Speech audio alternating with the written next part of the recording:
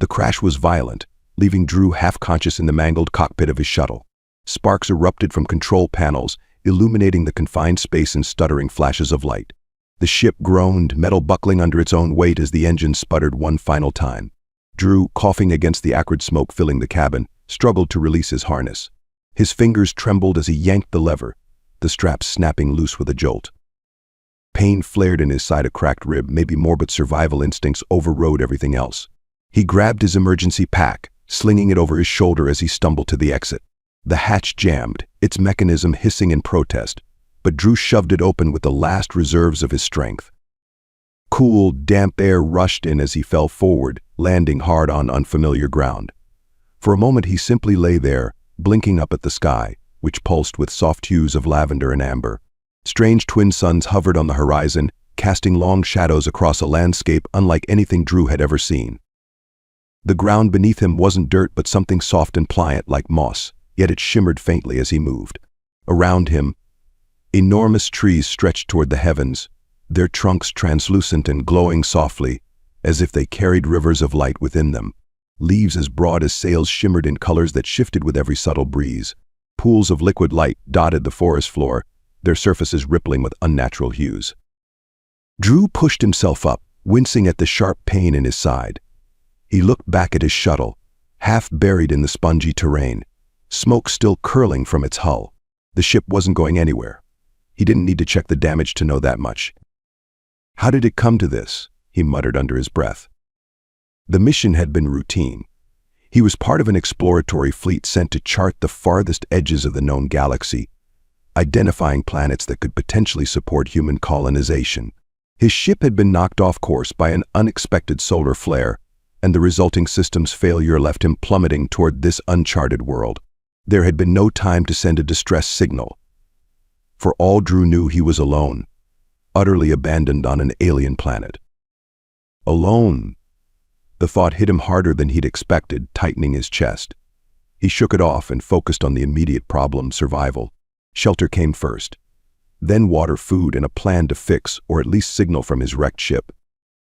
As Drew scanned his surroundings, he noticed a cliff face rising beyond the forest. Its jagged surface was broken by what looked like a dark opening, a cave. It was as good a place as any to start. Gripping his emergency pack tightly, he set off, his boots squelching against the glowing ground. The forest was eerily silent.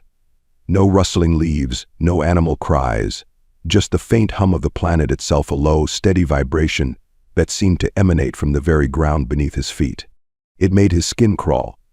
He adjusted the strap of his pack, trying to ignore the prickling sensation along his neck. Halfway to the cliff, a sound broke the stillness. A faint, rhythmic whimper. Drew froze, his hand instinctively reaching for the knife strapped to his leg. The sound came again, soft and halting, like the cry of a wounded animal. It wasn't an animal, though. It was a voice. Oh. Heart pounding, Drew turned toward the source of the noise. It was coming from the cave.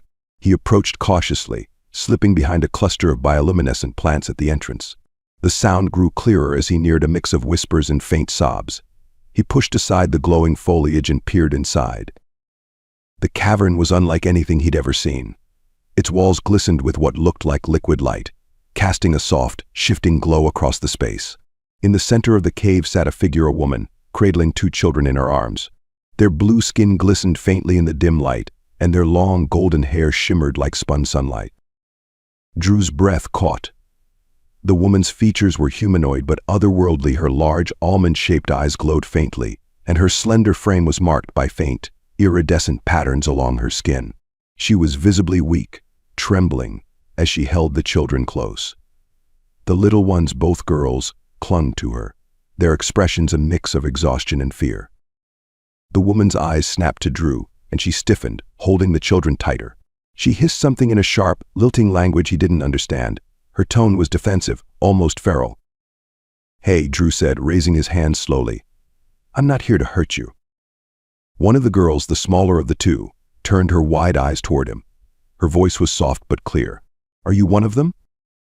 Drew frowned. "One of who?" The mother hissed again, silencing the child. Her gaze remained fixed on Drew, her body coiled like a spring, ready to defend her daughters at any cost. "I don't know who you think I am, Drew said carefully, but I'm just a guy who crash-landed here. I don't even know what this place is. The older girl leaned closer to her mother, whispering, "He doesn't glow like they do, Mother." The mother's grip on her children loosened slightly, but her expression remained wary. "Why are you here?" she demanded, her words accented but understandable. "An accident," Drew said. "My ship went down. I didn't mean to come here and I don't want trouble. I just need shelter." He gestured toward the cave. "You need help. I can see that. Let me help you." The woman hesitated. Her eyes flicked to her daughters, then back to Drew. "If you harm them." "I won't," Drew said firmly. The younger girl, still watching him intently, spoke again. "Do you know how to fix ships? Mother's ship is broken." "Lyra," the woman said sharply. "Enough." Drew glanced between them, piecing together fragments of the situation. They were stranded just like him. The mother's exhaustion, the children's frailty, the makeshift bedding of glowing moss in the corner, it all pointed to weeks, maybe months, of struggle. He crouched slowly, setting his pack on the ground. "I'll stay back," he said, "but I can give you food and water. It's safe." The woman studied him for a long moment, then gave a reluctant nod. Drew unpacked a few energy bars and his water filter, sliding them across the ground. She took them cautiously, her hands trembling. The children watched with wide, unblinking eyes. As they ate, Drew stayed quiet, letting them grow accustomed to his presence. He caught the older girl, Lyra, sneaking glances at him. The younger one, who hadn't spoken yet, clung to her mother but seemed less frightened now. "What's your name?" Lyra asked suddenly. "Drew," he said. "And you?" She hesitated, then said Lyra. "My sister's Kala. Mother is Taella." Taella shot her daughter a reproachful look but didn't scold her. Instead, she turned her attention back to Drew. "If you stay," she said slowly, "you must understand. This place is not safe." Drew nodded. "I gathered that." Taella's eyes darkened. "There are others, not like you, not like us. They hunt." We felt a chill creep up his spine. He didn't know who or what these hunters were, but he had a feeling he'd find out soon enough. For now, though, survival came first. Whatever this family had been through, he was determined to help them. And maybe, in helping them, he could save himself too. Drew sat cross-legged on the cool, spongy ground just inside the cave, sharpening his knife against a smooth, obsidian stone he'd found near the stream. His muscles ached from the crash, his ribs throbbed with each breath, but he ignored the discomfort. The rhythmic scrape of metal on stone grounded him, helping to quiet the questions racing through his mind. Behind him, the soft rustle of movement caught his attention. Lyra and Kala peeked around their mother, who remained seated against the far wall. Taella's watchful eyes never left him, her posture still tense despite her children's growing curiosity. "You're fixing your weapon," Lyra said suddenly, stepping forward a little. Her golden hair shimmered faintly in the low light of the cave. "Why?" "It's not just a weapon," Drew replied, holding up the blade. "It's a tool. You can cut wood, prepare food, or defend yourself with it." Lyra tilted her head, intrigued. "Our people don't use tools like that. We shape things." She waved a small hand, mimicking emotion, and her eyes glimmered faintly, as if recalling something lost. Taella spoke sharply, her voice a low, lilting reprimand. "Enough, Lyra. Let him work." Lyra frowned but stepped back reluctantly. Kala, quieter and more reserved, clung to her sister's arm. Drew caught the fleeting expression of disappointment on her small blue face. "They're curious," Drew said, glancing at Taella. "I get it. This is as strange to them as all of this is to me." "You carry danger with you," Taella replied evenly. "They should not be curious." "I'd rather they understand than fear," he countered, his tone calm but firm. "Fear makes mistakes." Taella narrowed her eyes, clearly skeptical, but she said nothing. The silence stretched, thick and heavy. Drew took a breath and decided to break it. "Why are you hiding here?" he asked, turning the blade in his hands as if the question were casual. "You said there are hunters. What are they?" "Animals, other beings, something else." Taella hesitated, her gaze flicking to her daughters. Lyra and Kala both looked up at her expectantly, as if waiting for permission to speak. "They are machines," Taella said finally. Her voice wavered, but she steadied it quickly. "Remnants of war. They were built to destroy, but now they hunt anything that glows. Our light draws them." "Machines," Drew repeated, his brow furrowing. "Autonomous?" They were designed to follow commands, Tala explained. But the ones here are broken. Their purpose is corrupted. They sense life as an enemy. We are prey to them. Drew absorbed this, his mind spinning with possibilities, war remnants, sentient machines. A planet where glowing beings like Talea and her daughters were seen as targets. It explained the cave and the careful way she moved, always staying close to the shadows. Why not leave the cave, he asked. Find a safer place? Tiala gave a bitter laugh, the sound sharp and startling in the quiet. There is no safe place. The forest hides us, but the light of the stars above will betray us if we go too far. Drew leaned back, considering her words. It made sense now why she was so guarded, why her daughters had seemed so frail. They were prisoners in their own home, hunted by creations meant for war. Lyra broke the heavy silence, her voice soft. Do humans have wars too? The question caught Drew off guard. He paused, the knife slipping slightly in his grip. Yes, he admitted after a moment. More than I'd like to say. Do you fight in them? She asked, her wide, glowing eyes fixed on him. Drew hesitated, then shook his head. I study, explore, try to understand things. But I've seen war. It leaves scars no one can heal. Lyra's lips pressed into a thin line and she looked away. Kala reached for her hand, clasping it tightly.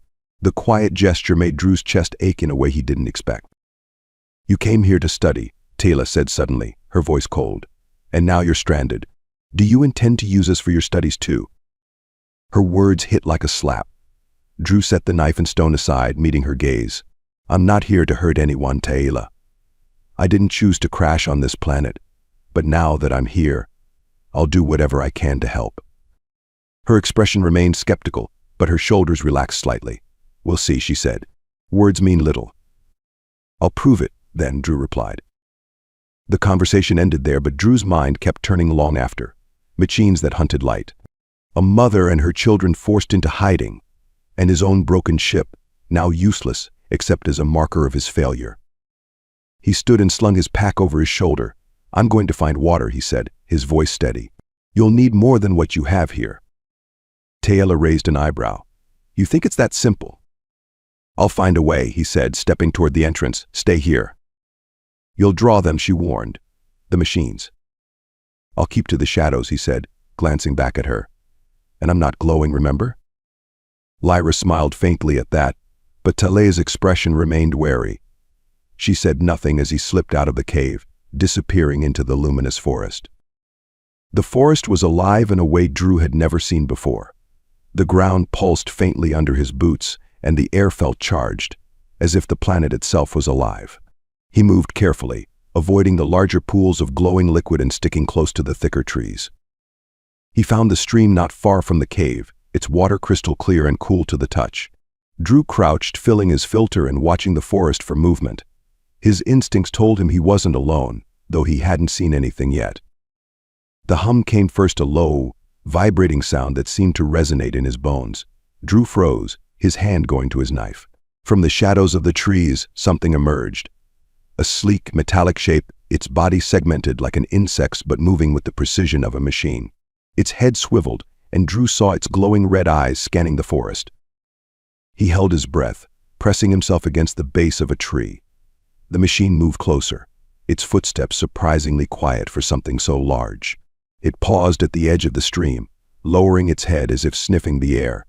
Then it turned sharply, red eyes locking onto the path Drew had taken. His heart raced as the machine began moving toward the cave. Drew ran. He kept low, his boots barely making a sound as he darted between trees. His mind raced. If the machine reached the cave, Taylor and the girls didn't stand a chance. He reached the cave just ahead of it, sliding inside and grabbing the largest rock he could lift. Taylor's eyes widened as he gestured for her to stay quiet. What? Machine, he whispered harshly. It's coming. She pulled the girls to her, her body shielding them as Drew positioned himself at the entrance. The hum grew louder, vibrating the air. Drew gripped the rock tightly, his jaw clenched. The machine's metallic body appeared at the entrance, its red eyes scanning the cave.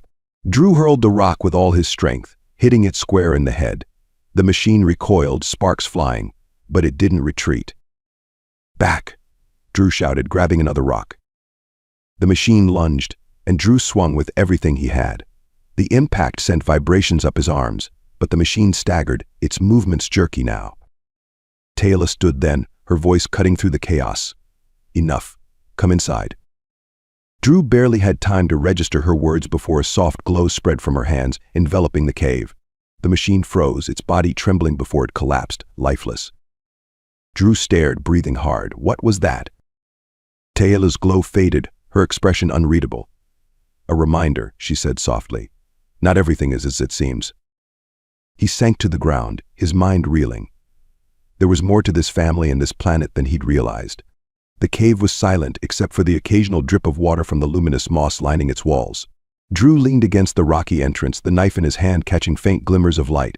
His body ached from days of vigilance and labor, but it was the unrelenting tension that wore him down the most. Outside, the forest pulsed faintly, its bioluminescent glow creating an eerie twilight that never truly faded. It was beautiful, but beauty on this planet always came with a price. Taylor sat by the girls, her golden hair catching the soft light like strands of molten metal. Lyra and Kala huddled close to her, their faintly glowing skin illuminating the moss beneath them. Drew could feel Tyla's gaze on him, sharp and distrustful, even as she gently stroked Kala's head to soothe the child. "They're asleep," Tala murmured after a while, her voice low and melodic. Finally. Drew turned, his eyes meeting hers. "They're tougher than you give them credit for." "They shouldn't have to be," she replied, her tone heavy with regret. "Children are not meant for this life." Drew crouched down, resting his arms on his knees. "You've kept them alive. That's more than most could do in your position." Taylor's lips pressed into a thin line. "Barely. Every day is borrowed time, and when the machines find us." "They won't," Drew cut in, his voice firm. "Not if we're ready." Taylor scoffed, her distrust palpable. "Your snares and stones? They won't stop what's coming." "They'll buy us time," Drew said, his jaw tightening. "Time to come up with something better. Time to figure out what those things want and how to keep them away." Her silence felt like an unspoken challenge. Drew stood, running a hand through his hair, and turned toward the forest. "I'll check the perimeter. Make sure the traps are holding." "You're wasting your energy," she said, but there was no venom in her tone this time. Just weariness. "So." "Maybe," he replied, stepping out into the glowing forest, "but it's better than waiting to die." The traps were crude but effective. Drew had spent hours with Lyra, weaving vines and sharpening stones into rudimentary snares and spikes. The first few traps, near the stream, were intact. He crouched by one of the snares, tightening the knots and testing the tension. Satisfied, he moved deeper into the forest, his senses sharp for any sign of movement. The hum started faintly, so low it was almost imperceptible. Drew froze, his hand gripping the hilt of his knife. The sound grew louder, vibrating in his chest like the distant rumble of an approaching storm. He turned toward the noise, his eyes scanning the glowing foliage. A red light flickered between the trees, moving with unnatural precision. Drew's heart pounded as the light drew closer, accompanied by the whirring of servos and the sharp clicks of metal limbs. He ducked behind a large glowing tree, holding his breath as the machine came into view. It was smaller than the last one, its insect-like body sleek and angular. Its head swiveled, scanning the area with an unsettling red eye.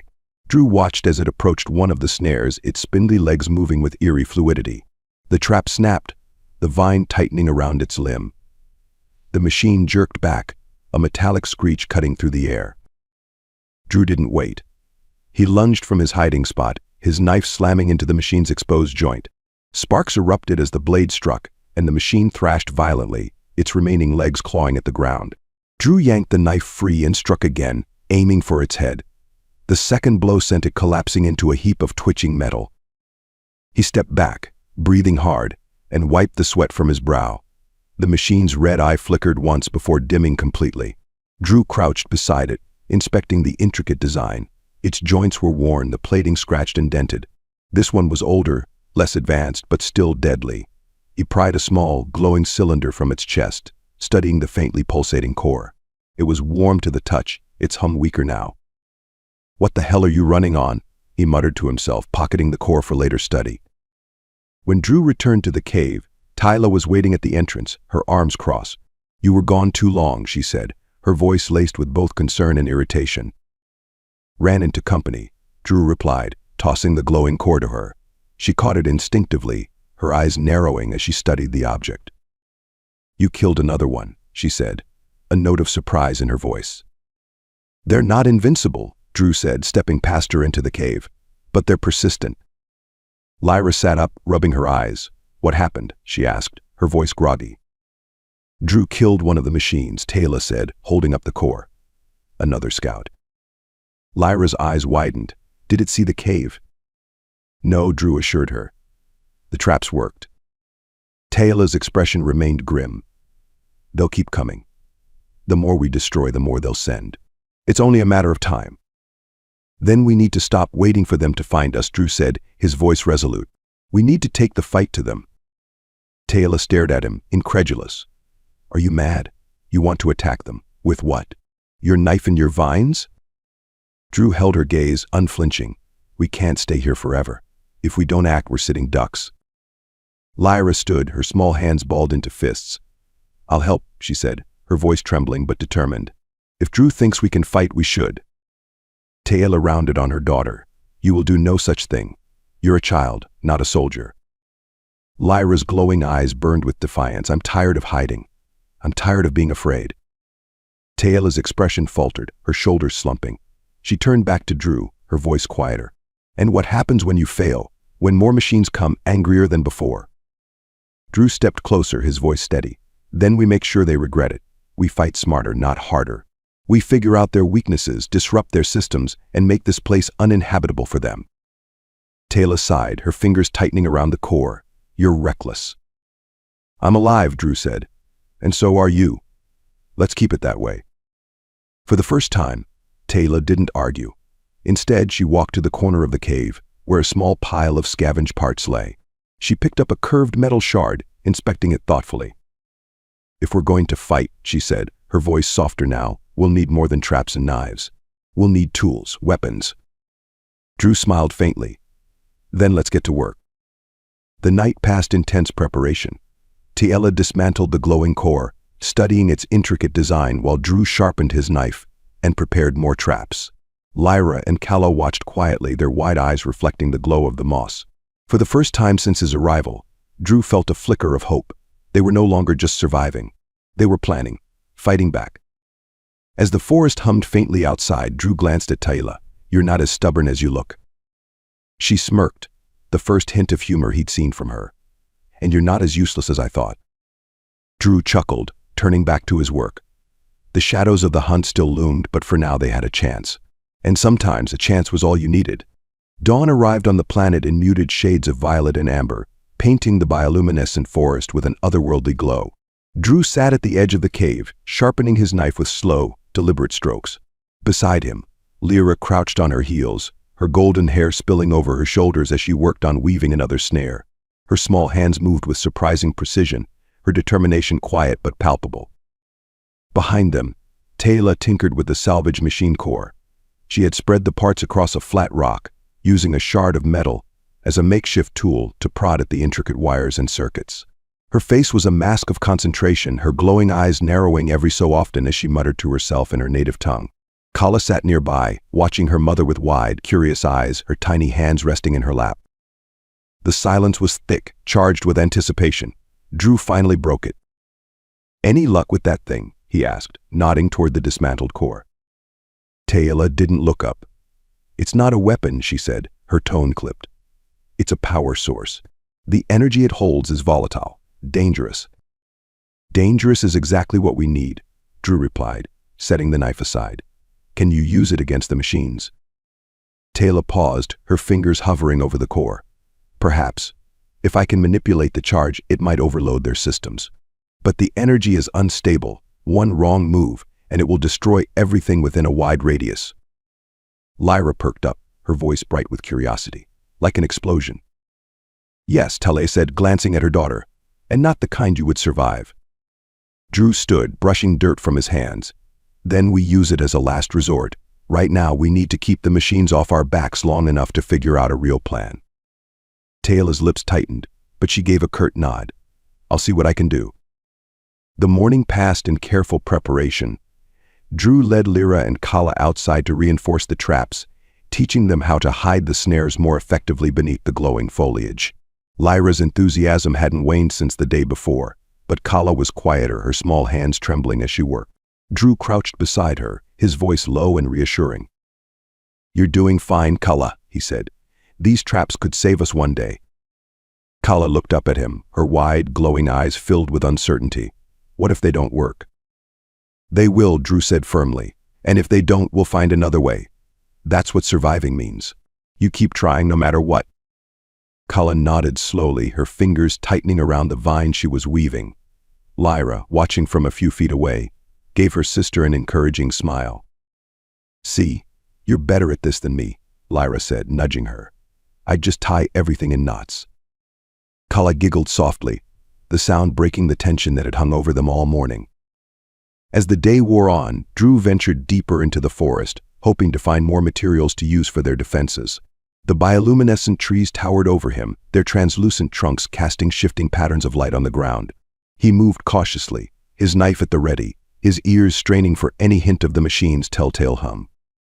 The forest felt different today, quieter than usual. Drew couldn't shake the feeling that something was watching him. His grip tightened on the knife as he scanned the trees, his heart pounding in his chest. Then he heard a faint rustling, too soft to be the machine's. He turned sharply, his eyes narrowing as he spotted movement in the shadows. A creature emerged, unlike anything he'd seen before.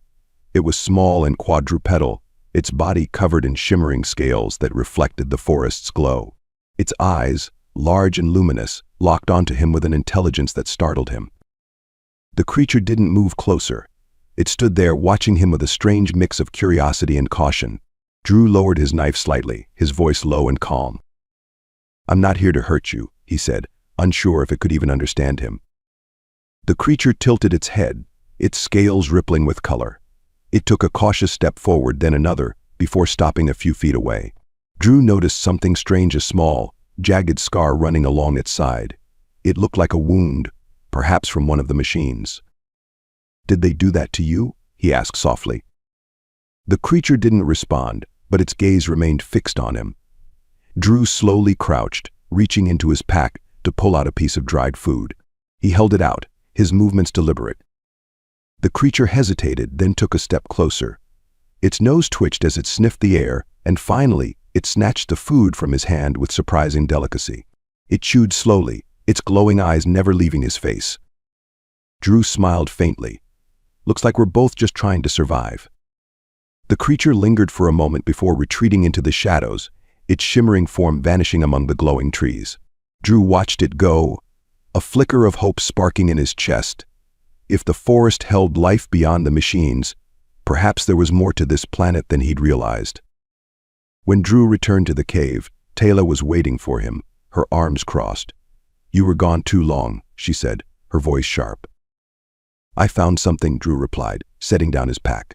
"A creature, small, covered in scales. Well, looked injured, like it had run into one of the machines." Taylor's expression shifted, her brows furrowing. The forest creatures do not often reveal themselves. They are cautious. "Smart," Drew said, pulling out the remaining supplies he'd gathered. "Smarter than us, maybe." Lyra ran up to him, her eyes bright with curiosity. "Did it glow?" she asked. "A little," Drew said, smiling. "Not as much as you do." Lyra giggled, but Taylor remained serious. "If the creatures are moving closer to us, it could mean the machines are driving them out of their territory. It is not a good sign." "Then we'll need to be ready," Drew said, his tone resolute. "How's the core coming?" Taylor gestured toward the rock where the dismantled parts still lay.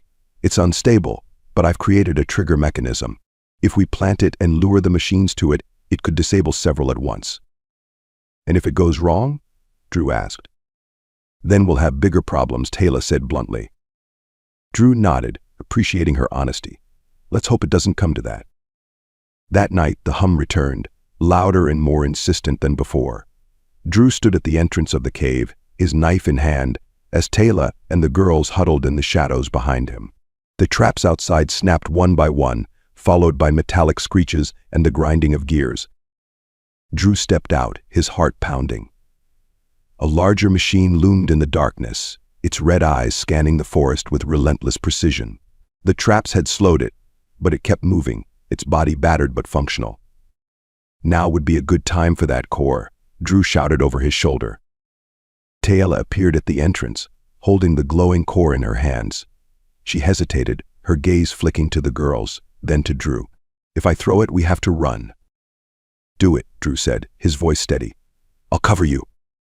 Taylor hurled the core toward the machine, the glowing device landing with a faint hiss. The machine turned toward it, its red eyes narrowing. Drew grabbed a rock and hurled it at the machine, drawing its attention. Come on, he shouted, over here. The machine lunged toward him, its limbs moving with unnerving speed. Drew dodged, rolling to the side as the core began to pulse. Taylor pulled the girls farther into the cave, shielding them with her body. The core detonated, a blinding flash of light and heat that sent Drew sprawling. When the dust settled, the machine lay in pieces, its red eyes extinguished. Drew sat up slowly, coughing against the acrid smoke. Taylor emerged from the cave, her face pale but determined. We survived, she said. For now, Drew replied, pulling himself to his feet. But this isn't over. Taylor nodded, her gaze hardening. Then we fight smarter, together. Drew smiled faintly, the flicker of hope in his chest burning a little brighter. For the first time, they weren't just surviving. They were fighting back. The forest seemed to hold its breath. Drew crouched low behind a tangle of bioluminescent vines, his pulse steady, despite the weight of anticipation. Before him loomed the ruins, a massive construct of jagged metal and ancient design. Crimson light pulsed from within, throwing fractured shadows across the surrounding terrain. The hum that emanated from the structure was deep and unrelenting, a constant reminder of the mechanical monstrosities that lay within. Beside him, Taylor knelt, her glowing eyes fixed on the structure. Her jaw was tight, and her hands rested on the scavenged tools they had fashioned into weapons. Lyra and Kala huddled further back, their golden hair catching faint glimmers of the crimson glow. Lyra held a bundle of vines tied into crude snares, her knuckles white as she clutched them. Kala clung to her sister's arm, her wide eyes reflecting both fear and determination. This is madness, Taylor whispered, her voice taut. We don't even know what's inside.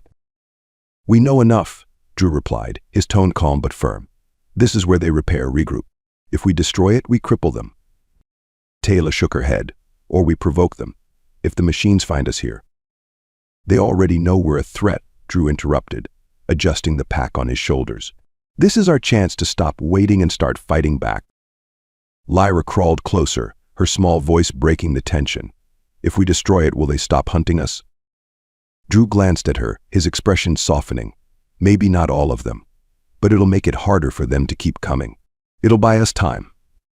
Taylor exhaled sharply, the sound halfway between frustration and resignation. Then let's get this over with. The approach was slow and deliberate. The ruins were surrounded by jagged remnants of the machine's previous incursions, broken limbs, charred plating, and fragments of circuits scattered like macabre breadcrumbs. Drew led the group, his movements precise as he avoided the exposed patches of metal that would betray their footsteps. Every sound seemed amplified, from the faint rustle of vines underfoot to the quiet hum of their breaths. As they neared the entrance, Drew signaled for the group to stop. He pointed to a machine guarding the doorway, its massive form bristling with weaponry. Unlike the smaller scouts they had encountered, this one moved with calculated precision, its red eyes scanning the surroundings in wide arcs.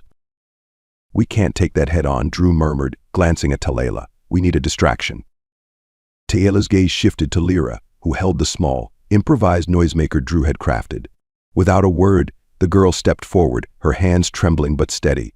Drew reached out, stopping her. You sure about this? He asked. Lyra nodded, her chin lifting defiantly. I can do it. Drew hesitated, then released her. Toss it far, and as soon as it moves, get back here. Lyra crept to the edge of the foliage, the device cradled in her hands. With a swift motion, she hurled it into the distance. It clattered against the debris, emitting a shrill, piercing tone that echoed through the clearing. The machine froze, its head snapping toward the sound. With a series of sharp clicks, it turned and stalked toward the noise, its red eyes narrowing. Lyra scrambled back to the group, her breath ragged as she ducked behind the vines. Drew motioned for them to move, now. Inside the ruins, the air was thick and oppressive, carrying the acrid scent of oil and decay. The walls were lined with conduits pulsing with red light, their energy casting flickering shadows across the narrow corridors. The hum here was louder, vibrating through the floor with a relentless rhythm. The group moved in silence, their footsteps muffled against the metal grating. Drew took the lead, his knife drawn, while Taylor watched their flank. Lyra and Kala stayed close, their eyes darting nervously at every sound. The first chamber they entered was vast, filled with rows of dormant machines. Their sleek, insect-like bodies were lined up in perfect symmetry, each one connected to a glowing conduit by a tangle of wires. Drew's stomach tightened at the sight. "This is how they grow their army," he said, his voice low. "They're building more." Taylor's expression darkened, not for long. They moved quickly, navigating the labyrinthine corridors until they reached the core of the structure. The room was dominated by a massive terminal, its surface covered in glowing symbols that pulsed erratically. Energy surged through the conduits, converging on a central node that throbbed with power. "This is it," Drew said, setting his pack down. He began pulling out the salvage components and tools they had gathered. "If we overload this node, it'll trigger a chain reaction. The whole place will go up." Taylor knelt beside him, her fingers brushing the edges of the terminal. "It's unstable. If you make one mistake." "I won't," Drew said, his tone firm. "Just keep watch." The hum grew louder as Drew worked, his hands moving with practiced efficiency. Sweat dripped down his brow as he connected wires, each spark of energy a reminder of how little room there was for error. Taylor stood guard at the entrance, her glowing eyes scanning the corridor for signs of movement. Lyra and Kala huddled nearby, their small hands clutching each other tightly. Kala's voice broke the silence, a soft whisper that barely carried. "What if the machines come back?" "They will," Taylor said, her voice steady. "But we'll be ready." The words were meant to reassure, but even Taylor seemed unconvinced. The tension in the room was palpable, each second stretching longer than the last. Suddenly, the hum shifted, its tone rising to a piercing whine. Taylor turned sharply, her body tense. "They're coming." Drew glanced over his shoulder, his expression grim. "Just a little longer." The first machine burst into the room, its red eyes blazing. Taylor reacted instantly, her body glowing as she raised her hands. A surge of light erupted from her palms, striking the machine and sending it crashing into the wall. "More are coming," she shouted, her voice taut with urgency. Drew connected the final wire, the node sparking violently as energy surged through it. "It's done," he said, grabbing the detonator. "We need to move. Now." The group sprinted through the corridors, the hum rising to a deafening roar behind them. Machines emerged from every corner, their movements frantic as they tried to stop the intruders. Taylor unleashed bursts of light, her attacks precise but draining. Drew used his knife to fend off the smaller machines, his strikes quick and efficient. As they neared the exit, a massive machine blocked their path, its bulk filling the corridor. Drew didn't hesitate. He shoved the detonator into Taylor's hands, his voice urgent. "Take the girls and go," he said. "I'll hold it off." "No," Taylor said, her voice breaking. "You'll die." "Just go," Drew insisted. "You have to protect them." Taylor hesitated, her glowing eyes meeting his. Then she nodded, her jaw tightening. "Don't take too long." She ushered the girls past the machine, her light creating a shield that deflected its attacks. Drew stayed behind, his knife raised, his body coiled with resolve. The detonator's timer ticked down as Drew fought, his movements a blur of desperation and precision. When the final second passed, he threw himself toward the exit, the explosion erupting behind him in a blinding flash of light and heat. Outside, the ruins collapsed in a cascade of fire and metal, the crimson glow extinguished. Taylor and the girls stood at the edge of the clearing, their faces streaked with soot and tears. Drew emerged from the wreckage, his body battered but alive. Lyra and Kala ran to him, their small arms wrapping around him tightly. "You did it," Taylor said, her voice soft but filled with awe. "For now," Drew replied, his voice hoarse. "But this isn't over." Taylor placed a hand on his shoulder, her expression steady. "Then we'll fight. Together." Drew nodded, a faint smile breaking through the exhaustion. The ruins lay in smoldering ruin behind them, a testament to their first victory. It wasn't the end, but it was a start. And for the first time, hope burned brighter than fear. The forest no longer glowed as brightly as before. The explosion had left its mark, with blackened debris scattered among the shimmering foliage. The hum of the machines was gone, replaced by a haunting stillness. Drew sat at the edge of the clearing, his hands resting on his knees, his gaze fixed on the distant horizon. His breathing was slow and deliberate, but every muscle in his body ached, a constant reminder of how close they had come to death. Behind him, Taylor tended to Lyra and Kala, who sat huddled together on a patch of moss. The girls were quiet, their usual energy subdued by the weight of what they had just survived. Talea's golden hair shimmered faintly as she leaned over Kala, murmuring soft words in her native tongue. Drew couldn't hear what she was saying, but the gentleness in her tone told him enough. "Are they hurt?" he asked, his voice low. Taylor glanced up, her glowing eyes meeting his. "Just scared," she said. "They'll be all right." Drew nodded, exhaling slowly. "We bought ourselves some time. That's all we could do." Taylor straightened, her expression sharp. "Time isn't enough. You saw what was in those ruins. They won't stop." "We've weakened them," Drew said. "We've got a chance to plan." Taylor crossed her arms, her gaze hardening. "And what will you do when they send more? When their makers come looking for answers?" Drew frowned. "Makers?" Taylor hesitated, as if she had said too much. She sat down across from him, her voice quieter now. "The machines didn't build themselves. They were created for war, as I told you. But their creators, they might still exist." Drew's stomach tightened. "If they're out there, why haven't they come back?" "Maybe they abandoned them," Tala said. "Or maybe they're waiting for the machines to finish what they started." The implication hung in the air, heavy and unsettling. Drew leaned back, running a hand through his hair. "Then we need to find answers." "And how do you propose we do that?" Tila asked, her tone edged with skepticism. "We go to the source," Drew said, his voice steady. "We find out where the machines are coming from and stop it at the root."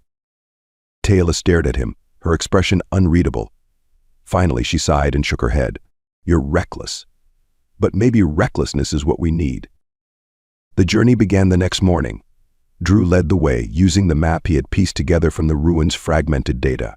The trail took them deeper into the forest, where the trees grew taller and their bioluminescence dimmed. The air felt heavier here, thick with an unnatural stillness that made every sound echo louder than it should. Lyra and Kala stayed close to Taylor, their small hands clutching the edges of her tunic. Lyra's usual curiosity was tempered by caution, though she occasionally glanced at Drew with questions that never quite made it to her lips. "Why is it so quiet?" Kala asked softly, her voice barely audible. "The machines don't patrol this far," Taylor said. "They don't need to." Drew glanced over his shoulder. "What's out here that keeps them away?" Taylor's gaze shifted to the horizon. The forest itself. It doesn't trust anyone. By midday, the group reached a massive chasm, its jagged edges plunging into darkness. Across the gap, Drew could see another structure, sleek, alien, and humming faintly with power. This was different from the ruins they had destroyed. This building was alive, its surface pulsating with energy. "That's it," Drew said, his voice quiet. "The source." Taylor frowned. "How do you know?" "Because it's guarded," Drew replied, pointing toward the base of the structure. Machines swarmed the area, their movements precise and methodical. Unlike the ones they had fought before, these were larger, more advanced, their metallic bodies gleaming with polished surfaces. "We can't fight them all," Tala said. "We won't have to," Drew replied. He pulled the salvage device from his pack, the same one Taylor had modified to disrupt the machine's cores. "This is our way in." "And if it doesn't work?" Taylor asked. "Then we improvise," Drew said, a faint smile tugging at his lips. Taylor shook her head, but there was no anger in her expression this time, only resignation. Crossing the chasm was a challenge. Drew used vines to create a makeshift rope bridge, his movements careful as he secured it to the jagged edges. Once the bridge was complete, he motioned for the others to follow. Lyra went first, her small hands gripping the vines tightly as she moved across. Drew held his breath as she reached the other side, her feet landing safely on the solid ground. Kala followed, her face pale but determined. Taylor crossed last, her movements swift and deliberate. Once they were all across, Drew turned toward the structure. "Stay here," he said, his voice firm. "I'll plant the device." "No," Taylor said. "We go together." Drew hesitated, then nodded. "Stay close." Inside the structure, the air was cold and sterile. The walls were lined with conduits that glowed faintly, their light casting eerie shadows. The hum here was different, more purposeful, as if the building itself was alive. Drew led the way, his knife in hand. Every step was careful, every movement deliberate. The machines patrolled the corridors in precise patterns, their red eyes scanning for intruders. They reached the core chamber without incident. The room was massive, its walls lined with glowing panels that pulsed in rhythmic waves. At the center of the room stood a towering device, its surface covered in intricate designs that seemed to shift and shimmer. "This is it," Drew said, pulling the device from his pack. "This is what we came for." Taylor stood beside him, her gaze fixed on the core. "It's beautiful and dangerous." Drew nodded, his hands moving quickly as he set the device in place. Sparks flew as he connected the wires, the hum of the building rising to a crescendo. Suddenly, the room shook. Alarms blared, their shrill tones cutting through the air. The machines were coming. "They know we're here," Taylor said, her voice urgent. "Just a little longer," Drew replied, his focus unshaken. The first machine burst into the room, its massive form blocking the entrance. Taylor raised her hands, her body glowing with an intense light. A surge of energy erupted from her palms, slamming into the machine and sending it crashing into the wall. Lyra and Kala huddled behind a console, their faces pale but determined. Lyra's voice was steady as she whispered to her sister, "Stay with me. We'll be okay." Drew connected the final wire, the device sparking violently as it activated. "It's done," he said, turning to the group. "We need to move. Now." The group sprinted through the corridors, the alarms growing louder with each step. Machines swarmed the building, their movements frantic as they tried to stop the intruders. Taylor unleashed bursts of light, her attacks precise but draining. They reached the exit just as the device detonated. A blinding flash of light consumed the building, the shockwave sending them tumbling to the ground. When Drew opened his eyes, the structure was gone. Only smoldering ruins remained, the hum finally silenced. Taylor knelt beside him, her face a mixture of exhaustion and relief. "You did it," she said. "We did it," Drew replied, his voice hoarse. Lyra and Kala ran to him, their small arms wrapping around him tightly. For the first time since his arrival on the planet, Drew allowed himself to hope. "It's over," Taylor said softly. "For now," Drew replied, his gaze fixed on the horizon. "But we're ready for whatever comes next." Together they stood in the ruins of the machine's stronghold, the light of a new dawn breaking through the trees. It wasn't just survival anymore. It was a chance to rebuild, to fight for a future worth living. And for the first time, they believed it was possible.